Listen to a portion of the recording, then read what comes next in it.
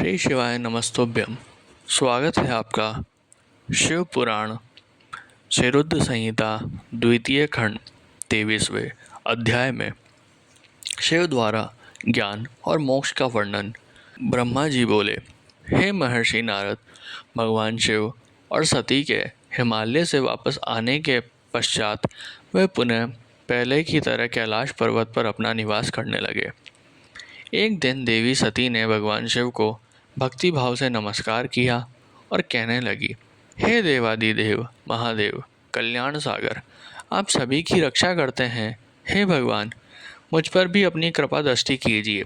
प्रभु, आप परम पुरुष और सबके स्वामी हैं। आप रजोगुण, तमोगुण, सत्वगुण से दूर हैं। आपको पति रूप में पाकर मेरा जन्म सफल हो गया।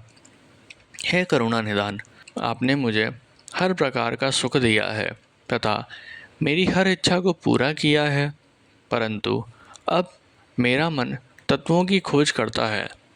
मैं उस परम तत्व का ज्ञान प्राप्त करना चाहती हूँ जो सभी को सुख प्रदान करने वाला है, जिसे पाकर जीव संसार के दुखों और मोह माया से मुक्त हो जाता है और उसका उद्धार हो जाता है। प्रभु, मुझ पर कृपा कर आप मेरा ज्ञान वर्धन करें। ब्रह्मा जी बोले, मुने, इस प्रकार आदि शक्ति देवी सती ने जीवों के उद्धार के लिए भगवान शिव से प्रश्न किया। उस प्रश्न को सुनकर महान योगी, सबके स्वामी भगवान शिव प्रसन्नतापूर्वक बोले, हे देवी, हे दक्ष नंदिनी, मैं तुम्हें उस अमृतमय कथा को सुनाता हूँ जिसे सुनकर मनुष्य संसार के बंधनों में मुक्त हो जाता है। यही वह परम तत्व विज्ञान है जिसके उदय होने से मेरा ब्रह्म स्वरूप है। ज्ञान प्राप्त करने पर उस विज्ञानी पुरुष की बुद्धि शुद्ध हो जाती है। उस विज्ञान की माता मेरी भक्ति है। यह भोग और मोक्ष रूप को प्रदान करती है। भक्ति और ज्ञान सदा सुख प्रदान करता है। भक्ति के बिना ज्ञान और ज्ञान के बिना भक्ति की प्राप्ति नहीं होती। हे देवी, मैं सदा अपने भक्तों के अधीन हूँ। भक्ति दो प्रकार की होती है, सगुण और निर्गुण। शास्त्रों से प्रेरित और हृदय के सहज प्रेम से प्रेरित भक्ति श्रेष्ठ होती है, परंतु किसी वस्तु की कामना स्वरूप की गई भक्ति निम्न कोटि की होती है। हे प्रिय, मुनियों ने सगुणा और निर्गुणा नामक दोनों भक्तियों के 9 भेद बताए हैं। श्रवण, कीर्तन, स्मरण, सेवन, दास्य, अर्चना, वंदन, सख्य और आत्मसमर्पण ही भक्ति के अंग माने जाते हैं। जो एक स्थान पर स्थिरतापूर्वक बैठकर तन मन को एकाग्र चित्त करके मेरी कथा और कीर्तन को प्रतिदिन सुनता है, इसे श्रवण कहा जाता है। जो अपने हृदय में मेरे दिव्य जन्म कर्मों का चिंतन करता है और उसका अपनी वाणी से उच्चारण करता है, इसे भजन रूप में गाना ही कीर्तन कहा जाता है।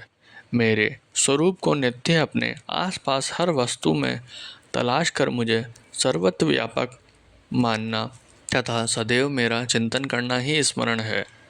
सूर्य निकलने से लेकर रात्रि तक, सूर्यास्त तक हृदय और इंद्रियों से निरंतर मेरी सेवा करना ही सेवन कहा जाता है। स्वयं को प्रभु का किंकर समझकर अपने हृदयामृत के भोग से भगवान का स्मरण दास्य कहा जाता है। अपने धन और वैभव के अनुसार 16 उपचारों के द्वारा मनुष्य द्वारा की गई मेरी पूजा अर्चन कहलाती है। मन, ध्यान और वाणी से मंत्रों का उच्चारण करते हुए इष्ट देव को नमस्कार करना वंदन कहा जाता है।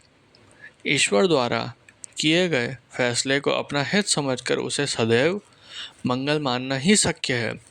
मनुष्य के पास जो भी वस्तु है वह भगवान की प्रसन्नता के लिए उनके चरणों में अर्पण कर उन्हें समर्पित कर देना ही आत्मसमर्पण कहलाता है।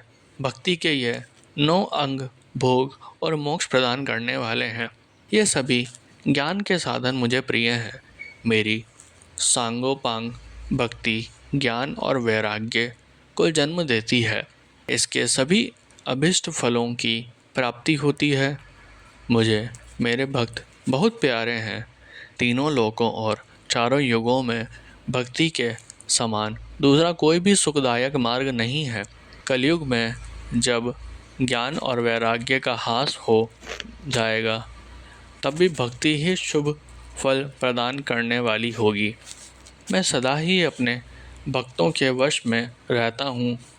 मैं अपने भक्तों की विपरीत परिस्थिति में सदैव सहायता करता हूँ और उसके सभी कष्टों को दूर करता हूँ। मैं अपने भक्तों का रक्षक हूँ।